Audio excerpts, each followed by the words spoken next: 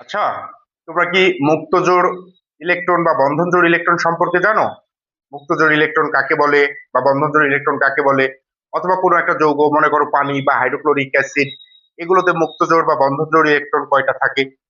যারা নবম দশম শ্রেণীতে আছো তাদের বইয়ে কিন্তু মুক্ত জোড় এবং বন্ধন জোড় ইলেকট্রন সম্পর্কে খুব বিস্তারিত কোনো আলোচনা নাই, কিন্তু বোর্ড পরীক্ষাগুলো যদি দেখো তাহলে দেখবা যে প্রায় পরীক্ষাতেই আসে একটা গুরুত্বপূর্ণ এমসিকিউ, সেটা হচ্ছে কোনো একটা যৌগের জন্য নির্ণয় করতে বলে যে বন্ধন জোড় বা মুক্ত জোড় ইলেকট্রন কয়টা। এখন এই বিষয়ে যেহেতু বোর্ড বইয়ে যথেষ্ট পরিমাণ আলোচনা নাই, তাই আমি চেষ্টা করছি তোমাদের মুক্ত জোড় ও বন্ধন জোড় ইলেকট্রন সম্পর্কে মোটামুটি একটা ধারণা দেওয়ার জন্য, যে আসলে মুক্ত জোড় বন্ধন জোড় ইলেকট্রন কাকে বলে, আর এগুলো কোনো যৌগের ক্ষেত্রে আমরা নির্ণয় বা কিভাবে করব যে কয়টা মুক্ত জোড় এবং কয়টা বন্ধন জোড়। চলো শুরু করা যাক। তোমাদের স্বাগত জানাচ্ছি, আমি দিদাউল আলম, আমার চ্যানেল সায়েন্স উইথ দিদারে।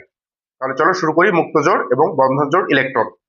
আসলে মুক্ত জোড় এবং বন্ধন জোড় ইলেকট্রন মূলত আমরা বলি যে সমযোজী যৌগগুলা, অর্থাৎ যেগুলো ইলেকট্রন শেয়ারের মাধ্যমে, এর উপাদান মৌলগুলো ইলেকট্রন শেয়ারের মাধ্যমে একটা যৌগ তৈরি করে, তখন এই শেয়ারকৃত ইলেকট্রনের মধ্যে যেই ইলেকট্রন গুলো শেয়ার করা হয় এই ইলেকট্রন গুলো তোমার একটা বন্ধনে আবদ্ধ থাকে। তো যেই কয়টা ইলেকট্রন এই বন্ধনে আবদ্ধ থাকে সেই কয়টা ইলেকট্রনকে বলা হয় হচ্ছে বন্ধন জোড় ইলেকট্রন। আর যেই মৌলগুলার শেষ কক্ষপথের অবশিষ্ট ইলেকট্রন গুলো, মনে রাখবা শেষ কক্ষপথের বন্ধন জোড় বাদ দিয়ে অবশিষ্ট যেই ইলেকট্রন গুলো থাকে সেই ইলেকট্রন জোড়াকে বলা হয় হচ্ছে মুক্ত জোড় ইলেকট্রন। যেহেতু জোড় আছে, বুঝতেই পারছো যে বন্ধন হোক আর মুক্ত হোক, দুইটা ইলেকট্রন ধরেই কিন্তু একটা জোড় তৈরি করা হয়।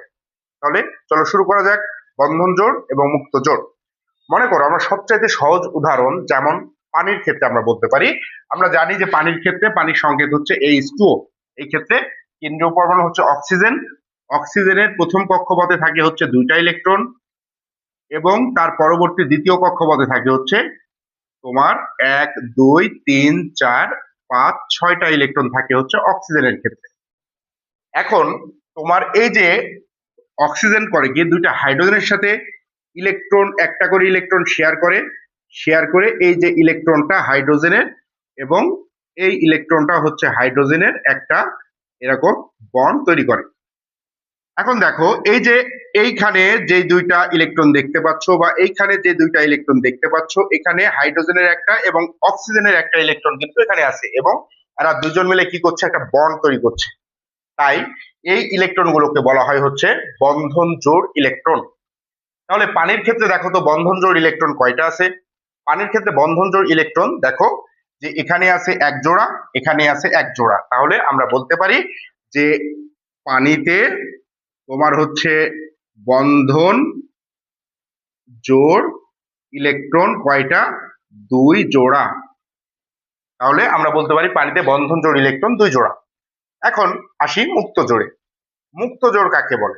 মুক্ত জোড় হচ্ছে যে শুধুমাত্র আমরা দেখবো হাইড্রোজেন এবং অক্সিজেন মিলে, যেহেতু আমাদের এখানে হাইড্রোজেনের দুইটা পরমাণু এবং অক্সিজেনের একটা পরমাণু মিলে আমাদের পানির অণু তৈরি করে। তো এই ক্ষেত্রে হাইড্রোজেন এবং অক্সিজেনের টোটাল পরমাণুর শেষ কক্ষপথে শুধুমাত্র লাস্ট কক্ষপথ বা অরবিটের কয়টা ইলেকট্রন আছে বন্ধন ছাড়া, সেই কয়টাই হচ্ছে মুক্ত জোড় ইলেকট্রন। যেমন হাইড্রোজেনের ক্ষেত্রে একটা ইলেকট্রন, আমরা জানি যে হাইড্রোজেনের শুধুমাত্র একটা ইলেকট্রন থাকে এবং সেটা এই পরমাণুর ক্ষেত্রে বন্ধন তৈরি করছে, এই পরমাণুর ক্ষেত্রে বন্ধন তৈরি করছে। তাহলে হাইড্রোজেনের কোনো আর অতিরিক্ত ইলেকট্রন এর কক্ষপথের উপরে নাই। কিন্তু দেখো অক্সিজেনে এখানে এই দুইটা মিলে একটা জোড় এবং এই দুইটা মিলে একটা জোড় তৈরি করছে। তাহলে এই যে দুইটা জোড়ের চারটা ইলেকট্রন, এরা কিন্তু কোনো বন্ধন তৈরি করেনি। তাহলে আমরা বলতে পারি যে এই ক্ষেত্রে আমাদের এই এক জোড়া এবং এই এক জোড়া মিলে দুই জোড়া হচ্ছে মুক্ত জোড় ইলেকট্রন। তাহলে বলতে পারি যে অতএব পানিতে মুক্ত জোড় ইলেকট্রনও আমাদের হচ্ছে দুই জোড়া। কি বুঝতে পেরেছো যে বন্ধন জোড় এবং মুক্ত জোড় ইলেকট্রন কাকে বলে? সমযোজী যৌগগুলোর মধ্যে যারা বন্ধন তৈরি করে, যে ইলেকট্রন গুলো বন্ধন তৈরি করে, বন্ড তৈরি করে, একটা আরেকটার সাথে আকর্ষণ দিয়ে একটা যৌগ তৈরি করে, সেই ইলেকট্রন গুলোকে বলা হয় হচ্ছে তোমার বন্ধন জোড় ইলেকট্রন। এবং এই সকল উপাদানগুলো বা পরমাণুগুলোর শেষ কক্ষপথে শুধুমাত্র যেই ইলেকট্রন গুলো বন্ধন তৈরি না করে মুক্ত অবস্থায় থাকে সেই ইলেকট্রন গুলোকে বলা হয় হচ্ছে তোমার মুক্ত জোড় ইলেকট্রন। তাহলে অবশ্যই বন্ধন জোড় এবং মুক্ত জোড় ইলেকট্রন কাকে বলে সেই সম্পর্কে মোটামুটি একটা ধারণা হলো। এখন চলো আমরা কয়েকটা যৌগের ক্ষেত্রে পরীক্ষা করি যে কিভাবে আমরা এই বন্ধন জোড় এবং মুক্ত জোড় ইলেকট্রন কয়টা হয় এবং এটা কিভাবে নির্ণয় করব। এখন আমরা মনে করো যে এখানে তো পানিরটা তৈরি করলাম, তোমরা কিন্তু মনে রেখো যে পানির বন্ধন জোড় দুইটা, মুক্ত জোড় দুইটা, কারণ এটা পরবর্তীতে কাজে লাগবে। এখন আমরা মনে করো হাইড্রোক্লোরিক অ্যাসিড আমরা বলতে পারি HCl, যেটা একটা হচ্ছে সমযোজী যৌগ। এই ক্ষেত্রে কি হয় যে একটা ক্লোরিনের, আমরা জানি যে ক্লোরিনের তোমার কক্ষপথ থাকে হচ্ছে তিনটা, একটা দুইটা এবং তিনটা। তাহলে প্রথম কক্ষপথে থাকে দুইটা ইলেকট্রন, তারপরে থাকে হচ্ছে আমাদের ক্লোরিনে 8টা ইলেকট্রন। যদিও এগুলো দরকার নাই, কিন্তু আমি তোমাদের বোঝানোর স্বার্থে এটা আমি আঁকাচ্ছি পুরোটা। তাহলে 2 2 4 2 6 আর 2 8 হলো, এবং শেষ কক্ষপথে থাকে হচ্ছে 7টা। তাহলে এইরকম 7টা ইলেকট্রন দিয়ে একটা ক্লোরিন পরমাণু গঠিত। এখন অষ্টক ক্লোরিন অষ্টক পূরণ করার জন্য এবং হাইড্রোজেন দ্বিত্ব বা দুয়ের নিয়ম পূরণ করার জন্য একটা হাইড্রোজেন পরমাণু এর সাথে এসে একটা ইলেকট্রন শেয়ার করে। হাইড্রোজেন পরমাণুর ইলেকট্রনটা এখানে যখন শেয়ার হয়, তখন আমাদের দেখো আমি যে বন্ধন জোড় ইলেকট্রনের কথা বলছিলাম, তাহলে এখানে বন্ধনটা তৈরি হলো কোথায়? এই জায়গায় বন্ধনটা তৈরি হয়েছে কার মধ্যে? হাইড্রোজেন এবং ক্লোরিনের মধ্যে। এখন এই যে হাইড্রোজেন এবং ক্লোরিনের মধ্যে বন্ধন তৈরি হলো, এই বন্ধনটা কয়টা ইলেকট্রন দিয়ে তৈরি হলো? এক জোড়া অবশ্যই, হাইড্রোজেনের একটা। আর তাই এখানে বলতে পারি আমরা যে HCl এ বন্ধন জোড় ইলেকট্রন কয়টা? একটা বা এক জোড়া। এবং আমরা এখন আসবো, বন্ধন জোড় তো হয়ে গেছে, এখন হচ্ছে মুক্ত জোড়। মুক্ত জোড়ের ক্ষেত্রে আমাদের এখন কি করতে হবে? দেখতে হবে যে শেষ কক্ষপথের কয়টা ইলেকট্রন মুক্ত অবস্থায় আছে, তাই তো? তাহলে এখন দেখো হাইড্রোজেনের শেষ কক্ষপথে কিন্তু পূর্বের মতোই কোনো আর ইলেকট্রন নাই মুক্ত অবস্থায়, কিন্তু ক্লোরিনের শেষ কক্ষপথের একটা ইলেকট্রন তোমার বন্ধন তৈরি করছে, এবং বাকি এই যে এখানে এক জোড়া, এখানে এক জোড়া, এখানে এক জোড়া, এই তিনটা জোড়া ইলেকট্রন কিন্তু কোনো বন্ধন তৈরি করেনি। তাই এদেরকে আমরা বলতে পারি কি? মুক্ত জোড় ইলেকট্রন। তাহলে আমরা বলতে পারি কয়টা হলো? একটা, দুইটা, তিনটা। তাহলে হাইড্রোক্লোরিক অ্যাসিডে মুক্ত জোড় ইলেকট্রন হচ্ছে কয়টা? 3 জোড়া বা তিনটি বা 3 জোড়া বলতে পারো।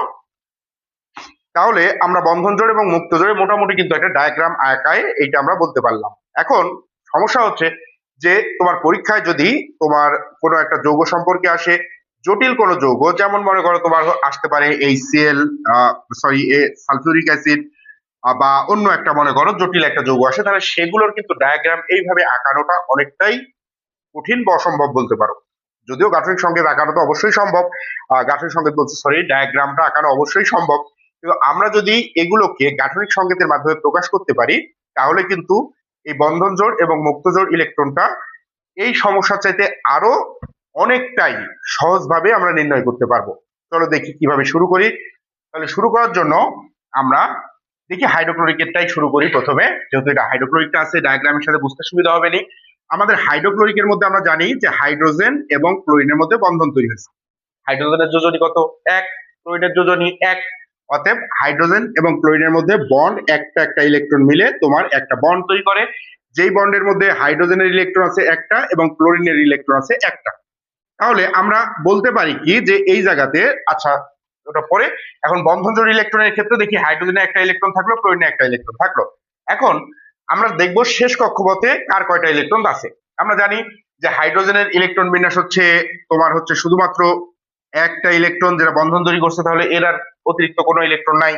আর ক্লোরিনের ইলেকট্রন বিন্যাস হচ্ছে 2 8 7, অর্থাৎ শেষ কক্ষপথে তার 7টা ইলেকট্রন থাকার কথা, যার মধ্যে একটা ইলেকট্রন বন্ধন তৈরি করছে। তাহলে অতিরিক্ত কয়টা থাকলো? 7টার মধ্যে যদি একটা বন্ধন তৈরি করে, তাহলে আর থাকলো কয়টা? 6টা। এই 6টা, এইভাবে আমরা শুধু শেষ কক্ষপথেরটা আমরা এইভাবে বলতে পারি যে ক্লোরিনের এই শেষ কক্ষপথে এরকম 6টা ইলেকট্রন এভাবে যুক্ত আছে। তাহলে দেখো এখন আমরা এইভাবে গাঠনিক সংকেত তৈরি করতে পারি। তাহলে আমরা বলতে পারি এই যে কয়টা দাগ, এখানে যেহেতু হাইড্রোজেন এবং ক্লোরিনের মধ্যে একটা বন্ড তৈরি হয়েছে, তাই আমরা বলতে পারি যে এর বন্ধন জোড় ইলেকট্রন, বন্ধন জোড় ইলেকট্রন কয়টা? এটা হচ্ছে এক জোড়া। আর যদি বলি মুক্ত জোড় ইলেকট্রন কয়টা, তাহলে মুক্ত জোড় ইলেকট্রন কিন্তু এই যে দেখতেই পাচ্ছ, একটা, দুইটা, তিনটা, তাহলে হচ্ছে 3 জোড়া। তাহলে বুঝতেই পারছো গাঠনিক সংকেত যদি শেখো তুমি, তাহলে কত সহজেই এইভাবে তোমার মুক্ত জোড় এবং বন্ধন জোড় ইলেকট্রন গুলো তুমি নির্ণয় করতে পারবা। আমি আরো দু একটা উদাহরণ দেখাই, তাহলে অবশ্যই বিষয়টা তোমাদের কাছে পরিষ্কার হয়ে যাবে। যেমন মনে করো আমি যদি মিথেনের কথা বলি, CH4 আমরা জানি মিথেন। এখানে কার্বন, একটা কার্বন পরমাণু চারটা হাইড্রোজেনের সাথে যুক্ত থাকে এবং কার্বনের যোজনী এখানে ব্যবহার হয় হচ্ছে 4 এবং হাইড্রোজেনের তো জানি আমরা এখানে যোজনী হচ্ছে 1। তাহলে কার্বনের এরকম চারদিকে চারটা হাইড্রোজেন এভাবে যুক্ত থাকে। এখন দেখো এই ক্ষেত্রে আমরা যেহেতু এইভাবে আমাদের গাঠনিক সংকেত শেষ, আমরা মুক্ত জোড় যদি হিসাব করার দরকার না হয়, বন্ধন জোড় যদি শুধু হিসাব করি, তাহলে আমরা বলে ফেলতে পারি এখানে যে মিথেনে বন্ধন জোড় ইলেকট্রন হচ্ছে, দেখেন দেখো দাগ কয়টা, একটা দুইটা তিনটা চারটা, তাহলে বন্ধন জোড় ইলেকট্রন কয়টা, চারটি। এখন আমরা দেখবো মুক্ত জোড় ইলেকট্রন। দেখো হাইড্রোজেনের শেষ কক্ষপথে ইলেকট্রন থাকে একটা, শুধুমাত্র একটা, এবং সেটা বন্ধন তৈরি করছে, অতএব হাইড্রোজেনের কোনো মুক্ত ইলেকট্রন নাই। কার্বনের শেষ ইলেকট্রন বিন্যাস হচ্ছে 2 আর 4, 6 যেহেতু ইলেকট্রন, তাহলে 2 আর 4। এর শেষ কক্ষপথে আছে কয়টা, চারটা ইলেকট্রন। এই চারটা ইলেকট্রনের মধ্যে চারটাই দেখো এখানে এখানে একটা ইলেকট্রন, এখানে একটা ইলেকট্রন, এখানে একটা ইলেকট্রন এবং এখানে একটা ইলেকট্রন, চারটা ইলেকট্রনই বন্ধন তৈরি করছে, অর্থাৎ কার্বনের শেষ কক্ষপথে আর কোনো ইলেকট্রন নাই। তাই আমরা বলতে পারি এখানে কোনো মুক্ত ইলেকট্রন নাই। অতএব আমরা বলতে পারি যে মিথেনে মুক্ত জোড় ইলেকট্রন হচ্ছে তোমার 0টি, অর্থাৎ নাই। ক্লিয়ার? এবার একটু জটিলে যাই। এটাকে তো তুমি যদি তুমি ওই ইলেকট্রন বিন্যাসের মতো করে যদি তুমি করতা, তাহলে কিন্তু তোমাকে কার্বনের জন্য দুইটা এরকম বৃত্ত, তারপর হাইড্রোজেনের জন্য এখানে একটা, এখানে একটা, এখানে একটা, এখানে একটা, চারটা তৈরি করে তোমাকে এটা কিন্তু করতে হতো ডায়াগ্রামটা তৈরি করলে। তাহলে ওইটা কিন্তু অনেকই ঝামেলার ব্যাপার। তাই তোমাদের জন্য আমার পক্ষ থেকে সাজেস্ট থাকবে যে তোমরা মুক্ত জোড় এবং বন্ধন জোড় নির্ণয় করার জন্য তোমরা গাঠনিক সংকেতের এই পদ্ধতিটা ব্যবহার করতে পারো। তাহলে আমরা এখন দেখবো সালফিউরিক অ্যাসিডের গাঠনিক সংকেত সরি, মুক্ত জোড় এবং বন্ধন জোড় ইলেকট্রন। দেখো আমাদের একটা একটা জটিল সালফিউরিক অ্যাসিড, এটা যদি আমি ইলেকট্রনের ডায়াগ্রাম আঁকাইতে যাই তাহলে কিন্তু অনেকটাই কঠিন। অসম্ভব তো অবশ্যই না, কিন্তু অবশ্যই কঠিন। এখন এটাকে আমি কিভাবে সহজে গাঠনিক সংকেতের সাহায্যে তোমাকে মুক্ত জোড় এবং বন্ধন জোড় নির্ণয় করতে পারি সেটা আগে দেখি। গাঠনিক সংকেত নির্ণয় করার সময় আমাদের প্রথমে কেন্দ্রীয় পরমাণুটা নির্ণয় করতে হয়। এখানে পরমাণু কয়টা, হাইড্রোজেন আছে, সালফার আছে এবং অক্সিজেন আছে, টোটাল 7টা। এখন দেখতে হবে যে কার যোজনী বা ক্ষমতা সর্বোচ্চ, সবচেয়ে বেশি। আমরা জানি হাইড্রোজেনের যোজনী হচ্ছে, হাইড্রোজেনের যোজনী কত, 1, অক্সিজেনের হচ্ছে 2, আর সালফারের হচ্ছে 2, 4, 6, এরকম 3টা যোজনী আছে। যেহেতু সালফারের যোজনী তোমার বেশি, তাই আমরা এটাকে বলতে পারি সালফারকে রাখতে পারি কেন্দ্রে। তাহলে আমাদের সালফারকে কেন্দ্রে রাখার পরে অক্সিজেন যেহেতু 4টা হচ্ছে, চারদিকে আমরা 4টা অক্সিজেন দিয়ে দিই, এইভাবে 4টা অক্সিজেন দিয়ে দিব। এখন অক্সিজেনের যোজনী তো 2, এখানে হলো তো আমার হচ্ছে একটা শুধু। এখন হাইড্রোজেন যেহেতু 2টা আছে, এখানে একটা হাইড্রোজেন দিলাম, এখানে একটা হাইড্রোজেন দিলাম। তাহলে অক্সিজেনের এখানে 2টা, এখানে 2টা পূর্ণ হলো, কিন্তু এই অক্সিজেন গুলোর কিন্তু একটা একটা যোজনী হয়ে আছে। তাহলে এই ক্ষেত্রে আমি একটা, এই ক্ষেত্রে আমি একটা দাগ দিয়ে আমি এইটাতে 2 যোজনী অক্সিজেন পূরণ করলাম, এখানে 2 যোজনী পূরণ করলাম। তাহলে দেখো হাইড্রোজেনের যোজনী 1, এই হাইড্রোজেনেরও 1 পূরণ হয়ে গেছে, অক্সিজেনের 1, 2, 1, 2, 1, 2, 1, 2, অক্সিজেনেরও 2টা করে পূরণ হয়ে গেছে। এবং সালফারের দেখো 1, 2, 3, 4, 5, 6, সালফারের যোজনী 6 পূরণ হয়ে গেছে। তাহলে এটা হচ্ছে সালফিউরিক অ্যাসিডের গাঠনিক সংকেত। এখন যদি বলা হয় তোমাকে সালফিউরিক অ্যাসিডে বন্ধন জোড় ইলেকট্রন কয়টা, বন্ধন জোড় ইলেকট্রন কয়টা, তাহলে তুমি অ্যান্সার কি দিবা, বলো তো কয়টা দিবা। তোমাকে ওই যে বলছি দাগ কয়টা আছে সেটা দেখো, দাগ কয়টা আছে, 1, 2, 3, 4, 5, 6, 7, 8, 8টা দাগ। তাহলে আমরা বন্ধন জোড় ইলেকট্রন বলে দিলাম যে এইটা হচ্ছে 8টি বন্ধন জোড় ইলেকট্রন। এখন আমরা চিন্তা করব মুক্ত জোড় ইলেকট্রন। গতবারের মতনই হাইড্রোজেনের শেষ কক্ষপথে একটা ইলেকট্রন থাকে যেটা বন্ধন তৈরি করছে, অতএব হাইড্রোজেনে আর কোনো মুক্ত ইলেকট্রন নাই। সালফারের ক্ষেত্রে তোমার ইলেকট্রন বিন্যাস হচ্ছে 2, 8, 6, শেষ কক্ষপথে 6টা ইলেকট্রন আছে। এরও দেখো চারদিকে তোমার 1, 2, 3, 4, 5, 6, 6টা ইলেকট্রনই কিন্তু বন্ধন তৈরি করছে, অতএব সালফারের শেষ কক্ষপথে আর কোনো মুক্ত ইলেকট্রন নাই। অক্সিজেনের শেষ কক্ষপথে আমরা ইলেকট্রন বিন্যাস দেখি যে অক্সিজেনের ইলেকট্রন বিন্যাস হচ্ছে 2 আর 6, অর্থাৎ শেষ কক্ষপথে তার ইলেকট্রন থাকে হচ্ছে 6টা। এই 6টার মধ্যে তোমার যেহেতু এখানে 2টা বন্ধন তৈরি করছে, তাহলে বাকি কয়টা আছে, 6টার মধ্যে যদি 2টা বিয়োগ করো তাহলে কয়টা থাকে, 4টা। প্রতিটা পরমাণুতেই তাহলে কিন্তু 4টা করে ইলেকট্রন মুক্ত অবস্থায় আছে। এখানে আছে 4টা, এখানে আছে 4টা, এখানে আছে 4টা এবং এখানে আছে 4টা। তাহলে দেখো সবগুলো ক্লিয়ার, হাইড্রোজেন সালফার এবং অক্সিজেন সবগুলো ক্লিয়ার আমরা দিয়ে দিছি। তাহলে এই ক্ষেত্রে এখন যদি আমরা মুক্তজোড় ইলেকট্রনের কথা চিন্তা করি, তাহলে দেখো এখানে একটা 1 2 3 4 5 6 7 8, তাহলে এই 8টা ইলেকট্রন কিন্তু মুক্ত অবস্থায়, এরা কোনো যৌগ বন্ধন তৈরি করেনি, তাই এই 8টাকে আমরা বলতে পারি হচ্ছে মুক্ত জোড় ইলেকট্রন। অতএব সালফিউরিক অ্যাসিডে তোমার মুক্ত জোড় ইলেকট্রনও হবে হচ্ছে 8টি, বা 8টি আসলে না, 8 জোড়া, 8 জোড়া। তাহলে এইটাই হচ্ছে আমাদের মুক্ত জোড় এবং বন্ধন জোড় ইলেকট্রনের কনসেপ্ট। যদি এইটাতে তোমাদের কোনো প্রবলেম থাকে, এরপরে তোমরা এভাবে সমযোজী যৌগগুলো নিবা, সমযোজী যৌগগুলো নিয়ে তোমরা এখানে মুক্তজোড় এবং বন্ধনজোড় ইলেকট্রন গুলো বের করার চেষ্টা করবে। অবশ্যই যদি 5-7টা 10টা যদি এরকম প্র্যাকটিস করো, আমার মনে হয় যে তোমাদের কাছে মুক্তজোড় এবং বন্ধনজোড় ইলেকট্রন আর সমস্যাই থাকবে না। এরপরেও যদি কোনো সমস্যা থাকে তুমি অবশ্যই বক্সে লেখো, আমি অবশ্যই সেটার অ্যান্সার দেওয়ার চেষ্টা করব। আর যদি এরকম কোনো বিষয় নিয়ে তোমাদের কোনো কনফিউশন থাকে, যে যেটা তোমাদের হয়তো বুঝতে সমস্যা, আমাকে বলতে পারো কমেন্টসে, তাহলে আমি চেষ্টা করব সেগুলোকে অবশ্যই সহজভাবে উপস্থাপন করার জন্য আমার পক্ষে যতটুকু সম্ভব। পেজটি তোমরা ফলো করে রাখতে পারো এবং সাবস্ক্রাইব করে রাখতে পারো, কমেন্টস অবশ্যই করো। ধন্যবাদ সবাইকে, থ্যাংক ইউ। পরবর্তী কোনো ক্লাসে দেখা হবে, আল্লাহ হাফেজ।